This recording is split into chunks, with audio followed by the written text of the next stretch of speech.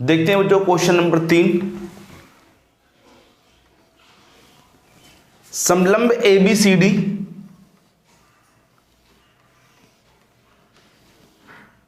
ABCD एक समलंब है। AB समांतर DC, AB क्या है? समांतर है किसके? DC के विकर्ण AC और BD के विकर्ण AC और BD परस्पर O बिंदु पर प्रतिच्छेद करते हैं। दो त्रिभुजों की समरूपता कसौटी का प्रयोग करते हुए सिद्ध कीजिए कि OA अपॉन OC सिद्ध करना है।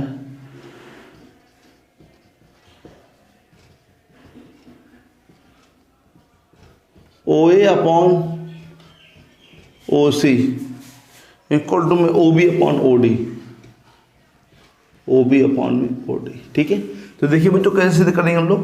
OA हम लोग को यहाँ पे दिख रहा होगा, ये है OC, ये है OB, ये है OD, ये।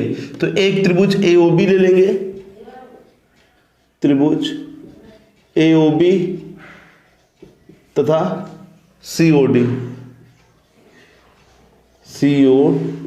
में। तो देखिए ये वाला कोण इस वाले कोण के बच्चों बराबर है।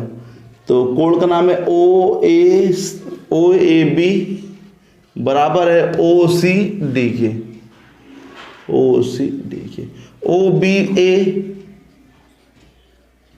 OBA बराबर है ODC के। ये दोनों ही कौन से कोण हैं बच्चों? अंता एकांतर कोण। अंता एकांतर कोण के नियम से बच्चों क्या है? ये बराबर है। तो भैया अगर ये दो कोण बराबर हैं तो क्या कहलाएंगे? समरूप कहलाएंगे। तो AOB समरूप, A किसके है बच्चों? C के। O तो O के समरूप होगा और B जो है वो किसके है? D के।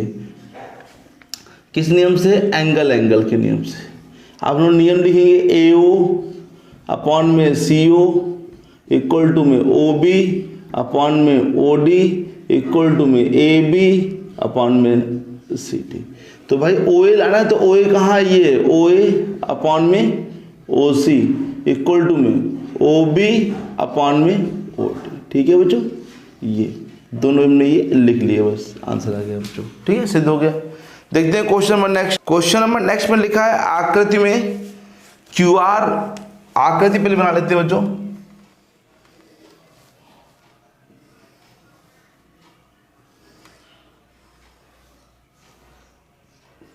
ये T है, ये Q है, ये R है, ये S है, ये P है, ये एंगल 1 दे रखा है, ये एंगल 2 दे रखा है।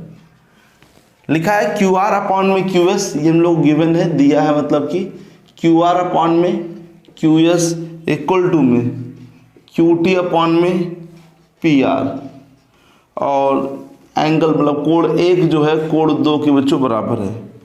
तो दर्शाइए, मतलब सिद्ध करना है।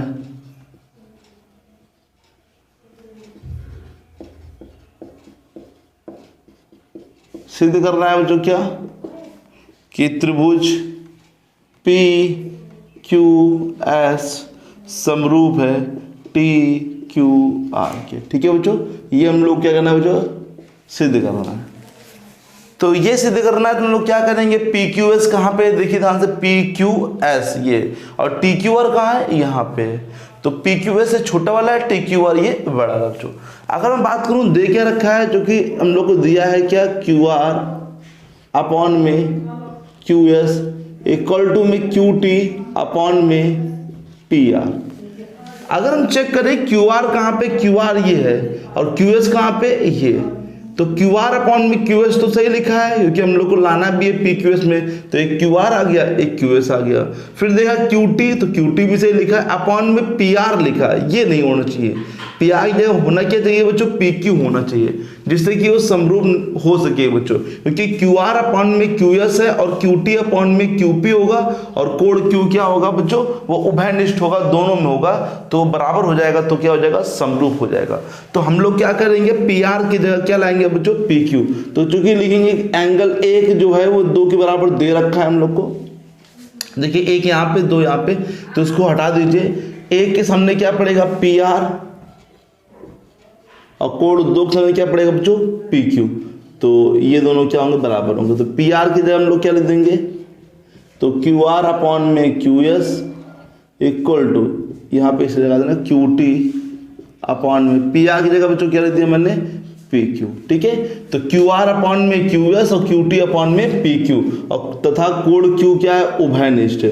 कोण क्यू बराबर, क्योंकि दोनों के बीच में क्या आ रहा है बच्चों, कोण क्यू आ रहा है। देखिए क्यू आर अपॉन में क्यू एस और क्यू टी अपॉन में पी क्यू के बीच में क्या आ रहा है, कोण क्यू आ रहा है। तो इसलिए ये क्या हो गया, त्रिभुज पी क्यू एस समरूप हो गया टी क्यू आर।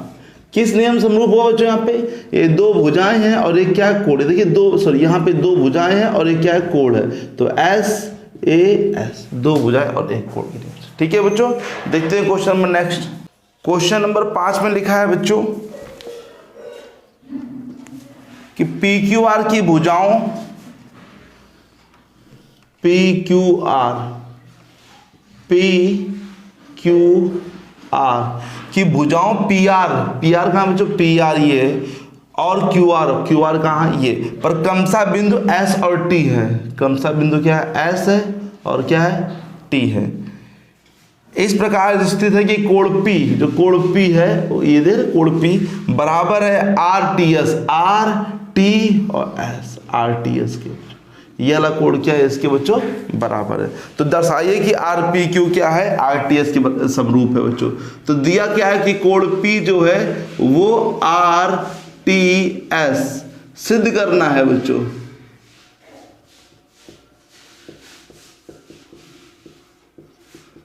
क्या सिद्ध करना है बच्चों को, कि आर पी क्यू समरूप है किसके, आर टी एस की। तो उत्पत्ति देख लेते हैं बच्चों, इसकी उत्पत्ति लिख देते हैं बच्चों, यहाँ पे दिया हुआ लिख देते हैं बच्चों यहाँ पे। तो उत्पत्ति बहुत ही सिंपल है बच्चों, आर पी क्यू कहाँ दिख रहा है आपको, आर पी क्यू, और आर टी एस कहाँ दिख रहा है, ये दिख रहा है। तो ये दो त्रिभुज ले लीजिए बच्चों, त्रिभुज आर पी क्यू तथा आर टी एस में। अगर मैं बात करूं आर पी क्यू और आर टी एस में, तो कोण आर तो उभयनिष्ठ है पहले तो क्या लिख देंगे, कोण आर जो है वो कोण आर के बराबर है। तो यहां पे क्या लिखेंगे, उभयनिष्ठ। और ये वाला कोण इस वाले कोण के बच्चों बराबर है, तो उसका नाम क्या है, आर टी एस बराबर है आर पी क्यू के। ये दिया है, मतलब आर पी क्यू के बच्चों, ये हम लोग को दिया है। तो बताइए बच्चों आर पी क्यू क्या हो गया, समरूप हो गया बच्चों किसके, आर टी एस के बच्चों। किस नियम से, एंगल के नियम से। ठीक है, देखते हैं बच्चों question number next. Question number 6 में लिखा है आकृति 6.37, एक आकृति दे रखी है हम लोग को, ए बी सी, यहाँ लिखा है डी, यहाँ लिखा है ई, ये इसको मिला है, ये इसको मिला है। लिखा है कि ए बी ई सर्वांगसम है, ए बी ई सर्वांगसम है ए सी डी के। अगर सर्वांगसम है तो दर्शाइए, मतलब सिद्ध करना है।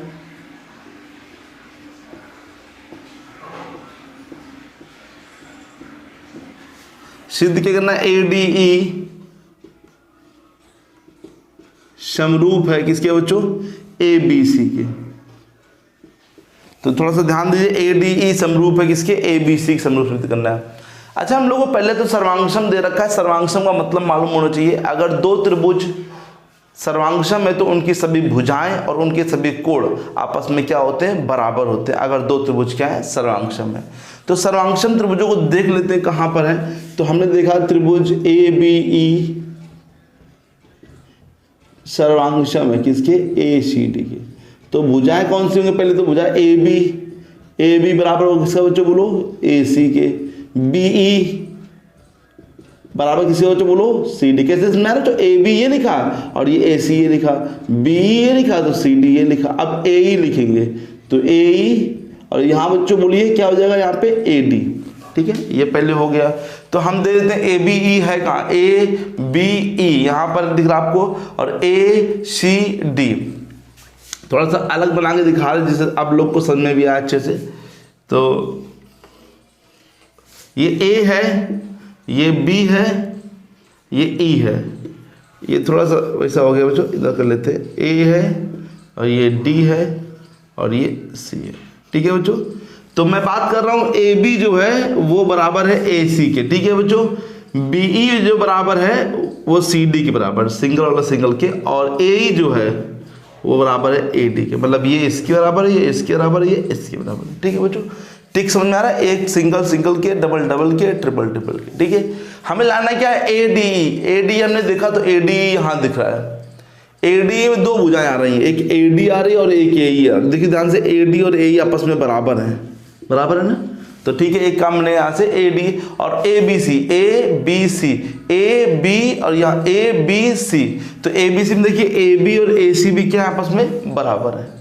तो बस यही से हम लोग का वर्क हो जाता है बच्चों। देखिए हम लोग को सर्वांक्षण करने के लिए अगर कहीं ना कहीं आप पे हम लोग को दो भुजाएं, जैसे ये भुजा इसके बराबर है और ये वाली भुजा जो है इसके बराबर है, इनका अनुपात कर देंगे। अनुपात का मतलब दोनों को भाग कर देंगे। समझा रहा क्यों? क्योंकि ए डी अपॉन में अगर ए बी और ए ई अपॉन में ए सी, दो भुजाओं का अनुपात बराबर कर देंगे और इनके बीच का कोण क्या है? एंगल ए है कि नहीं? देखो दोनों के बीच का कोण, दोनों के बीच कोण ए आ रहा है। अभी मैंने बताया इस टाइप में एक क्वेश्चन पीछे भी है। तो भाई दो भुजाओं का अनुपात बराबर हो जाएगा और एक बीच का कोण बराबर हो जाएगा, तो वो त्रिभुज क्या हो जाएंगे? समरूप हो जाएंगे। तो हम लोग क्या ध्यान देंगे कि ए डी कहाँ लिखा है? लिखेंगे चूंकि देखिए ए डी लिखा, पहले ए डी लिखे, ए डी और बराबर क्या है? ए।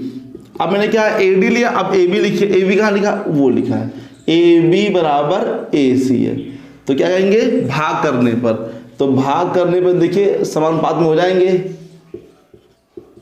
भाग करने पर ए डी बटे ए बी, आपको लिखना पड़ेगा उसी के अकॉर्डिंग बच्चों।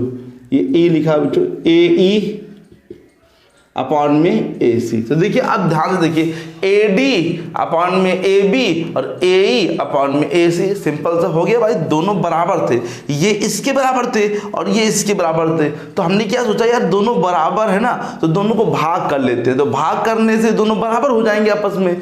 तो दो भुजाओं का अनुपात क्या हो गया? आपस में बराबर हो गया। और जब बराबर हुआ तो हमने एक कोण कह दिया कि कोण ए जो है वो उभयनिष्ठ है। कोण ए बराबर कोण ए, ये उभयनिष्ठ कोण हो गया, दो भुजाएं और एक कोण। तो इसलिए बच्चों क्या हो जाएगा? त्रिभुज ए डी ई सर्वांगसम हो गए बच्चों किसके? त्रिभुज ए बी सी के। अब किस नियम से सर्वांगसम हो? जो बोलो यहाँ पे लिखेंगे एस ए एस के नियम से, ठीक है। तो समझ में आया था बच्चों को कि हमें यूज क्या करना है? जैसे मैंने यहाँ पे बताया ना कैसे यूज करना है। पहले जो नियम सर्वांक्षण दे रखा था, तो पहले मैंने सर्वांक्षण का यूज किया कि भुजाएं बराबर होंगी। अच्छा यहाँ पे कोण भी बराबर होंगे, तो कोण से मतलब बन नहीं रहा। तो कि कोण भाई जैसे हम लोग कोण देखें तो कोण ऐसे ए तो ए के बराबर हो जाएगा बच्चों, ये बी तो इसके बराबर हो जाएगा। उससे कोण से कुछ फायदा नहीं मिल रहा था। मिल रहा तो फायदा किससे बच्चों? भुजाओं से। तो भुजाओं का हमने यहाँ बच्चों फायदा उठाया कि ए डी अपॉन में ए बी कर लिया, ए अपॉन में ए सी, और कोण ए क्या है? उभयनिष्ठ है। इसीलिए क्या होगा? त्रिभुज समरूप होगा किस नियम से? एस ए एस नियम से, ठीक है बच्चों। देखते हैं question number next. Question number 7 में लिखा है आकृति 6.38 बच्चों, जो आकृति बनी है वो बना लेते हैं हम जरा। ये कुछ इस टाइप से बनी हुई है।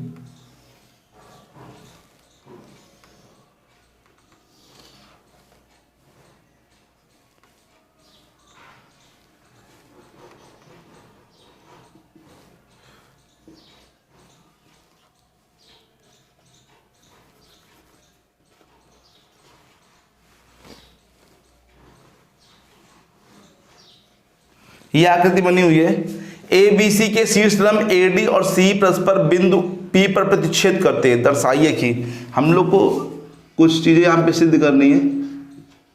दर्शाइए मतलब सिद्ध करना है बच्चों।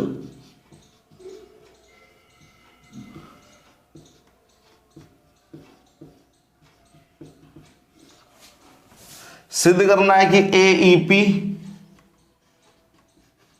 समरूप है सी डी पी के,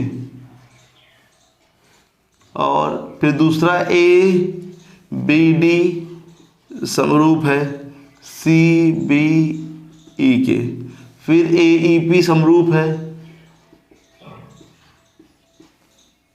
ADB के, फिर PDC समरूप है BEC के।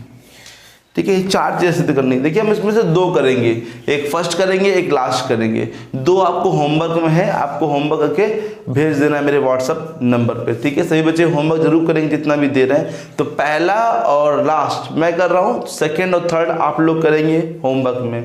ठीक है, चलिए देखिए AEP त्रिभुज AEP तथा CDP में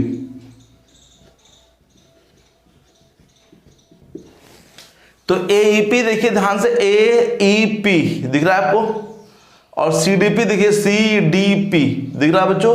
एक AEP और CDP दिख रहा होगा। तो दो त्रिभुज हैं यहां पर। इसका बच्चों ये 90 तो यहां भी तो 90 होगा। तो क्या लिखेंगे, कोड AEP, कोड AEP बराबर है CDP के बच्चों।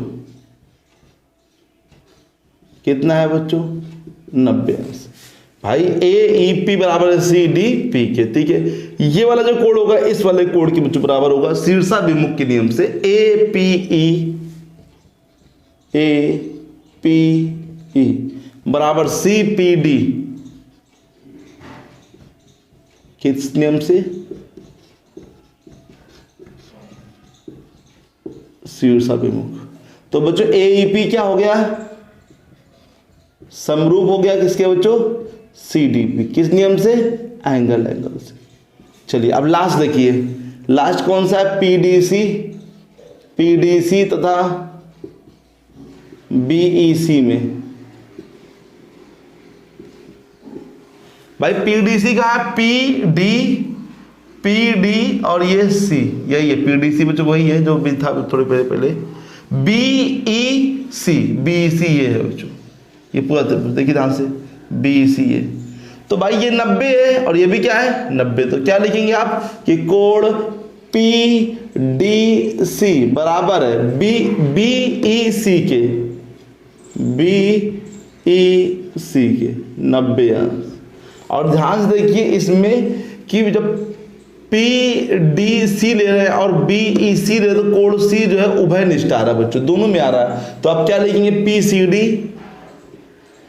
PCD बराबर है BCE के, तो उभयनिष्ठ कोण।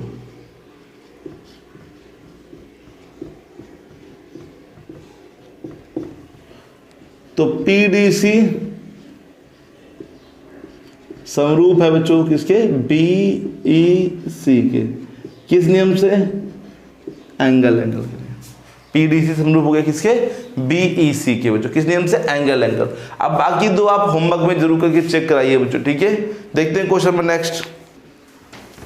समांतर चतुर्भुज ABCD की बढ़ाई गई भुजा AD, ध्यान दीजिए थोड़ा सा। एक समांतर चतुर्भुज ABCD है, ABC और ये D लिखा है। समांतर चतुर्भुज ABCD की बढ़ाई गई भुजा AD की बढ़ाई है। अगर बोलते हैं DA तो DA नीचे बढ़ाते हैं बच्चों। ठीक है, जैसे AD तो AD को बढ़ा दिया, DA बोलते DA नीचे बढ़ाते हैं बच्चों। ठीक है, AD पर स्थित E एक बिंदु है, E एक बिंदु है बच्चों, तथा BE भुजा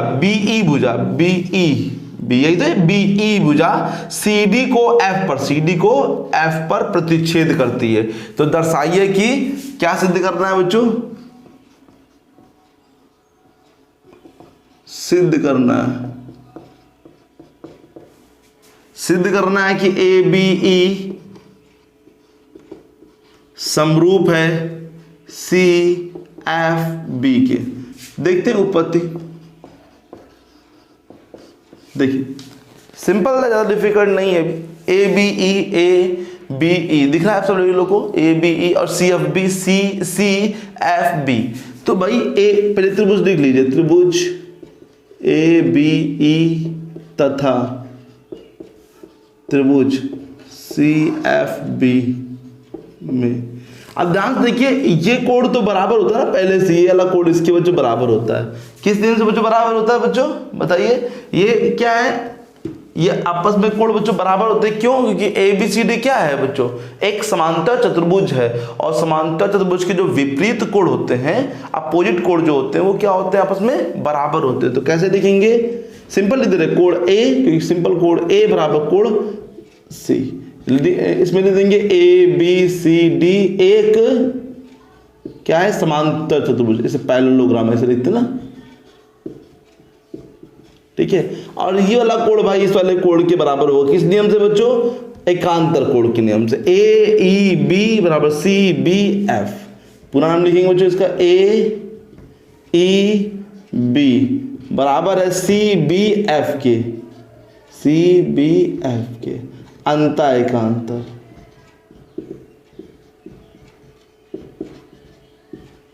ठीक है। तो ABE क्या हो गया बच्चों, बोलो, समरूप हो गया किसके, CFB के, किस नियम से, एंगल एंगल से, ठीक है बच्चों। तो मैंने यहाँ तक क्वेश्चन आपके कर दिए 8 तक, बाकी क्वेश्चन मैं कल लगा के दिखाऊंगा आपको। तो आपको होमवर्क जो मिला है वो प्लीज़ होमवर्क सेंड कर दीजिए मुझे।